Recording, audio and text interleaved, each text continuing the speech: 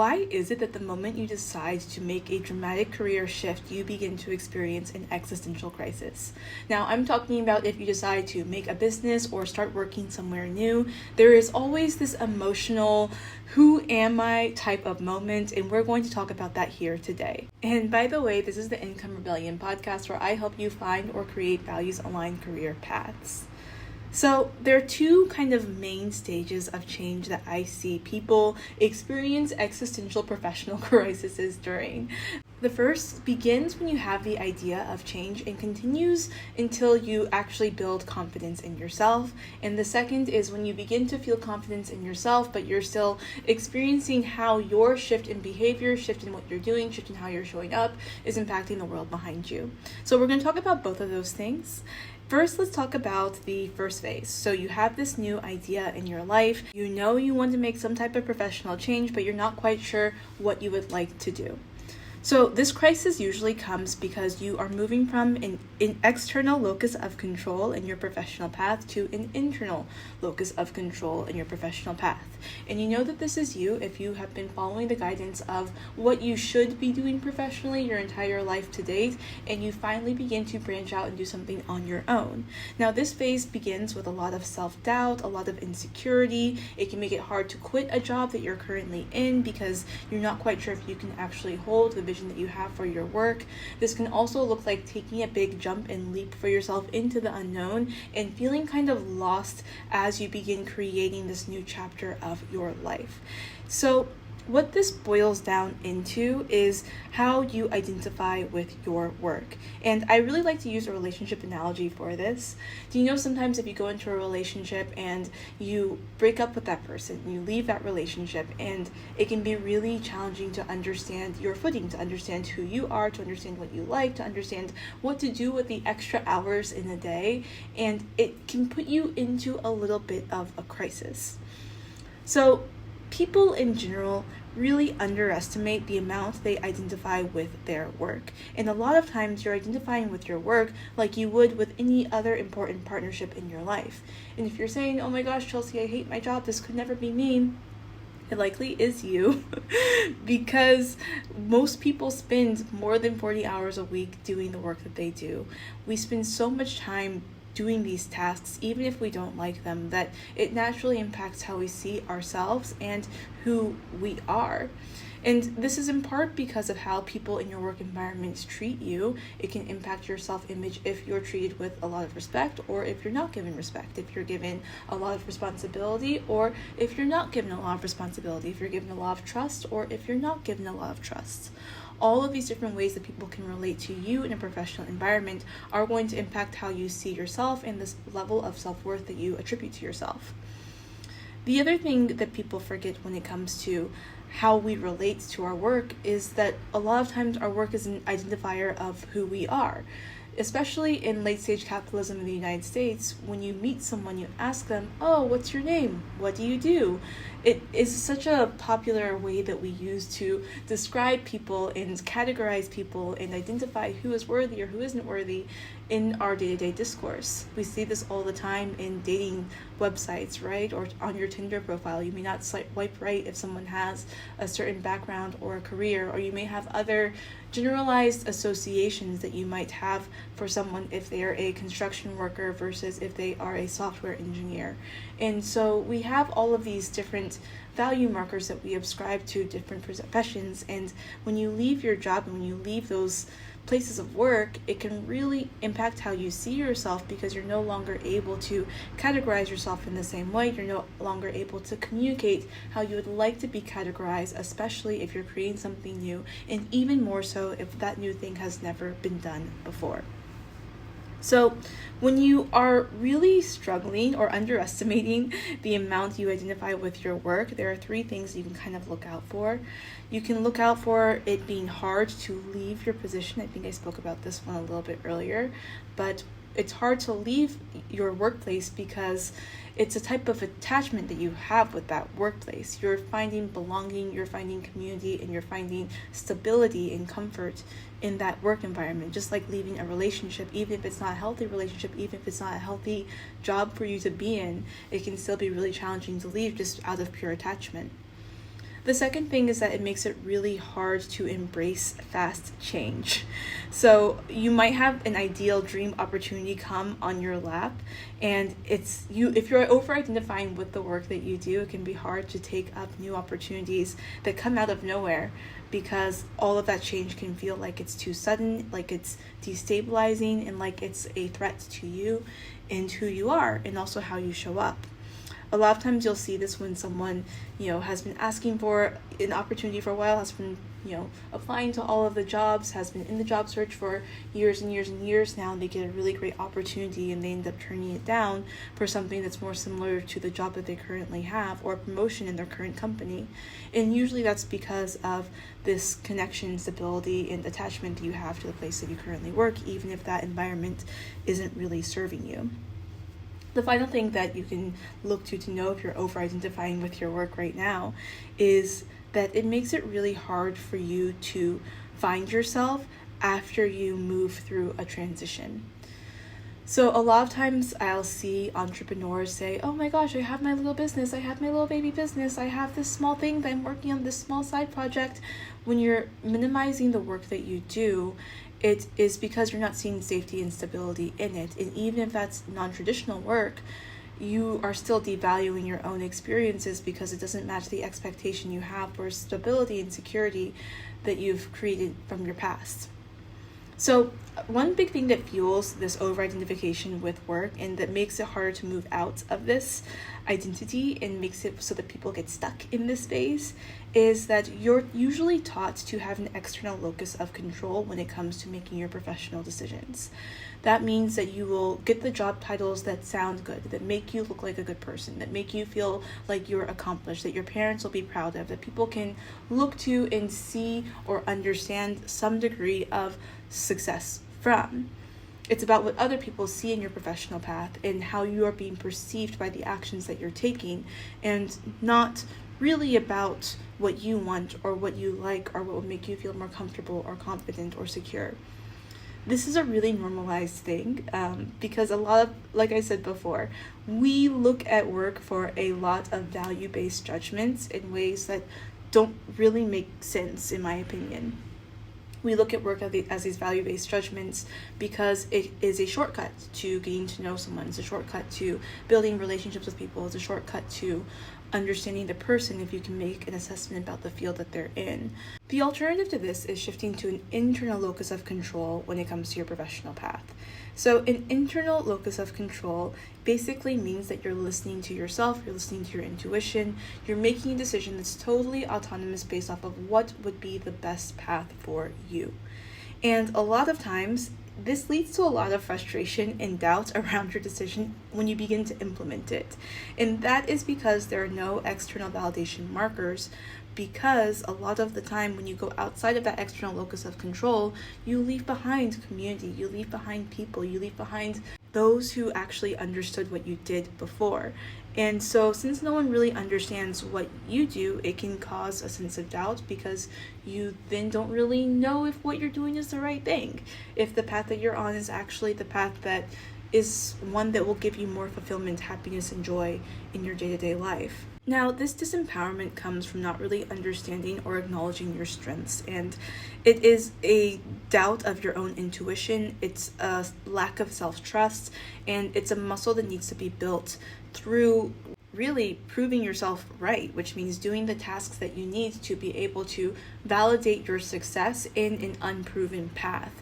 But what people often do in this time period is that they begin to doubt themselves even more so and go back to where they previously found security and safety. For new businesses, this looks like quitting your job and then turning back to an office job, 1 year, 2 years, 3 years later. It's kind of an uncertainty that prevents you from finding your groove in a new type of work environment. And so if you get out of this stage, for new business owners, this is a lot of work. This basically looks like you proving to yourself that you can be successful doing this new thing. And once you are able to say, hey, actually, I got this. Actually, I'm my own boss. Actually, I'm a leader. Actually, I'm confident in what I do. Actually, there is no limit for what I can achieve. There's the next phase of disorientation, existentialism, crisis that comes when you move through change. Now, this next stage basically looks like remember, you made this decision with an internal locus of control. You decided on this next step forward because of the trust that you have in yourself. In this next phase, you begin to then warp your surroundings to match where you currently are. And so this basically looks like you are creating a new external locus of control based on what you have now grown into becoming.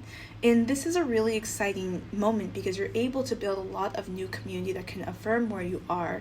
And you also are making meaning of how you relate to the world around you with the new identity, skill sets, and tools that you have. But for most people, this also causes a degree of cognitive dissonance. And cognitive dissonance is the discomfort that someone feels when their behavior doesn't really align with their values or beliefs. And you might be holding two contradictory beliefs at the same time, which totally makes sense, right? You have this past version of you that you have known your entire life, and you have this new version of you that's trying to trust yourself more, that's betting on themselves more, that's doing more actions that are aligned with the person that you would like to become. And these two realities don't always match, especially socially.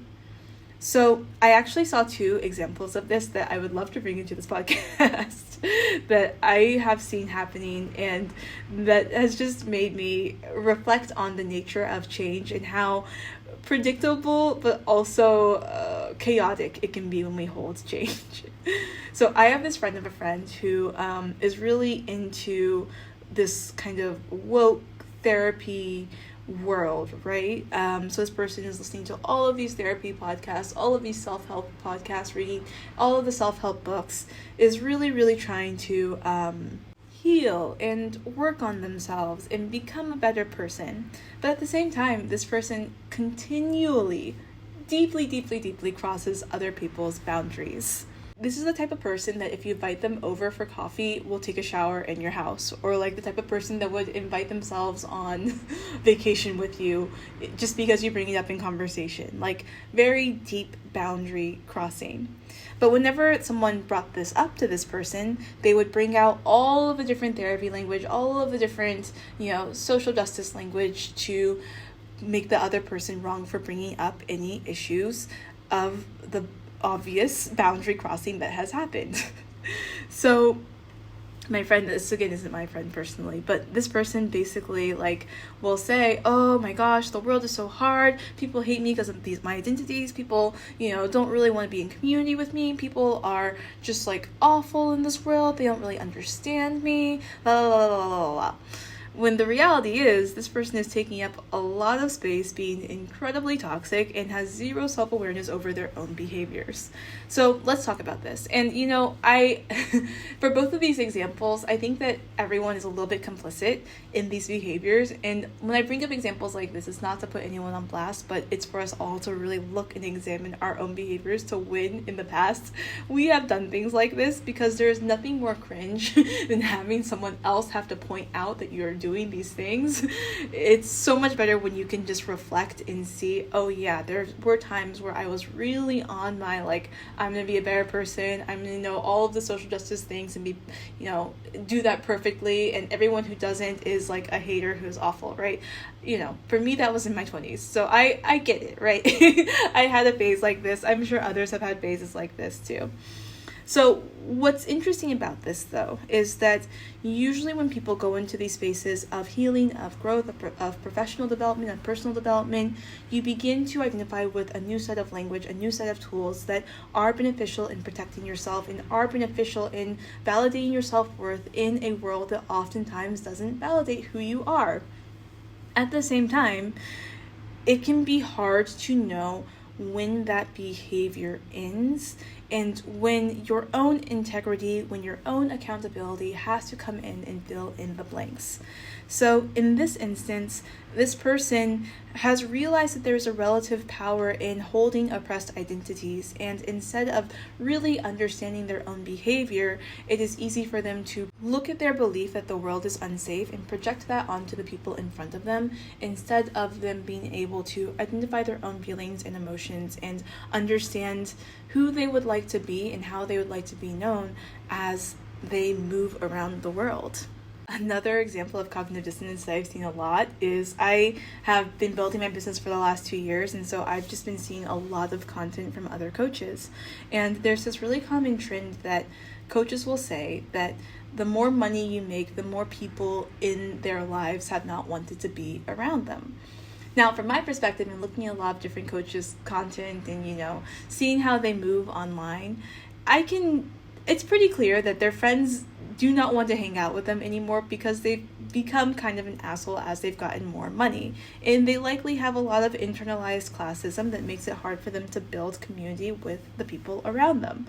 And the funny thing is that, they will lean on this trope in this idea that, no one wants to be my friend anymore because I'm rich. No one wants to be my friend anymore because I've changed, When the reality is that people probably don't want to be your friend anymore because you got money and now you've begun to speak down to them or treat them rudely, or your values have fundamentally shifted. And this isn't someone else's fault. This isn't even someone else doing anything wrong.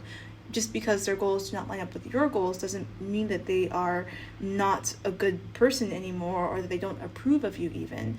It just means that you're no longer going in the same directions, which is fine. I also imagine that some people will look at you and hold that in deeply inappropriate ways. But I find it funny when people make an example of this and say people start to not like you. People start to not like you in this phase, because I think a lot of times it ignores the fact that you have changed and your behavior may have changed as a byproduct of that. And it's important for you to understand how you're showing up in relationship to others differently in light of those different changes. So you know that you are experiencing cognitive dissonance in this phase if you're experiencing existential doubts because of the people in your life and because of how the external world is receiving your shifts.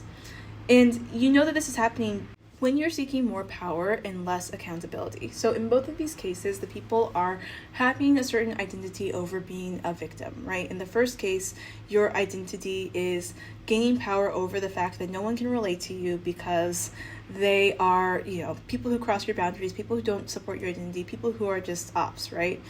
And then in the second case, when it comes to the business ownership, you are claiming power over being the victim of people no longer wanting to be their friend because they are so out of touch. They are so, not getting this shift and change that you've had within yourself. When the reality is that as you build more power within yourself, you also are going to be needing to take greater accountability over yourself. And accountability can look like a lot of things. It can look like being aware of your behavior and having thoughtful conversations around what it means to live your values out loud with the people around you. And that ultimately is the key. Now, does this mean that you're going to keep all of these people in your life as you move through this change? No, of course not, and you shouldn't. It's okay for you to outgrow different relationships. It's okay to outgrow different versions of yourself, and people who really do rock with you will come back around when the time is right. But it also doesn't mean to just cut everyone out in your life as you move through the change. It means really understanding who you are and how you can show up, and if that can be in a way where the people around you can still rock with you. So I think that this is really important because this is an example of where things really begin to get muddy with the external locus of control. When you are looking at your surroundings and a lot of people are having deep judgments towards you because of your behaviors and how you have changed, it can lead you to doubt the changes that you've made. And it can be so easy to just shame and blame the entire world around you, but part of going through complex change is also being accountable for yourself in that process. Greater accountability for yourself means understanding what does reciprocal relationship look like to you now that you have changed, and how can you build an external locus of control that can reflect where you are now, because community is always going to be important no matter how you shift, how your identity changes, and how you become different versions of yourself. So that is basically my thoughts on the existential crises. And it's all completely normal. There's not going to be a wrong way for you to hold it. I think it's important for you to be aware as you move through it. and to also know what it means for you to move through these different shifts and changes with integrity and joy, and to also begin building your skill set if there are things that you're worried about, if there are things that you're uncertain of as you move through change. If you become wealthy overnight, are you going to be able to have those conversations with the people in your life with joy, with trust, and with love? If you have a new sense of integrity and you're now proud of your identity, how do you plan to move through conversations with people who do not match that expectation, but also still hold yourself to a standard to show up to community with openness, with joy, with collaboration in mind? This is the heartbeat of ethical business creation, because the way that I teach business is that I teach you how to move through change well. Yeah, you're going to get an entire curriculum on business things. You're going to know how to market, how to sell, how to find your voice, how to know what product service thing you should put out into the world. But the real grittiness of it, the real strength of it, the real kind of beauty of this work is having a pathway to move through change with integrity, with confidence, and with a belief in self. And that's the work that I do in my Rebellion Year program. There's an entire free ebook on ethical business creation in the bio if you're interested in learning more. And I love this ebook so much. I've poured so much of my learnings from these last few years of just studying business deeply into this resource, and I'm going to continue building on it in time. But for now, while it still is in its early stages, you can receive it for free and learn a lot of the key principles that I use for my own business and that I use to help clients start a variety of different businesses too. The doors also just opened for my Rebellion Year cohort for February of 2025. There are only 10 spots available. It's going to be so much fun.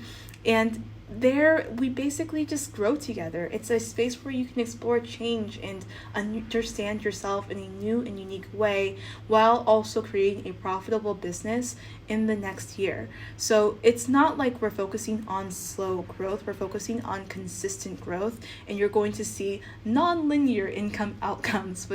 Oh, that was an interesting sentence. But you're going to basically see, some months where you gain a lot of money really quickly, and then we're going to focus on stabilizing that, studying that, and making sure that you are growing and your business is growing at a pace that really matches with what you want. So it's going to be a really powerful cohort. I am really excited. I've been working on the curriculum more and more each and every day. When you join, you get access to the full business curriculum, so you can just jump in wherever your business is at, whether you have zero idea what you're doing or you already have an established business and have homework and structure and a strategy to use. I also will onboard you personally with a 90-minute deep dive session so that I can get really clear on what your professional goals are and to make sure you're getting off on the right foot.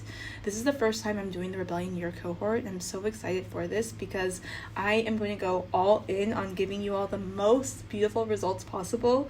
And so you're going to be getting so much support. My goal is for everyone who goes through this program to have success. So because I'm only working with 10 people, my goal is really that 100% success rate, which means for me, 100% of people having a business that they love, that's not going to be burning them out, that they enjoy showing up for, and that can viably replace their income. So that's my goal for this cohort, and I'm just really, really excited to move with people through that process. Now, if you liked this podcast, please give me a review. I love to hear it, and share this with your friends. I absolutely love showing up for this podcast community. I just like to be able to talk to you all, and it just really means a lot to me when I know that you are listening and you're loving what you're hearing. With that, I will talk to you in the next episode. Bye.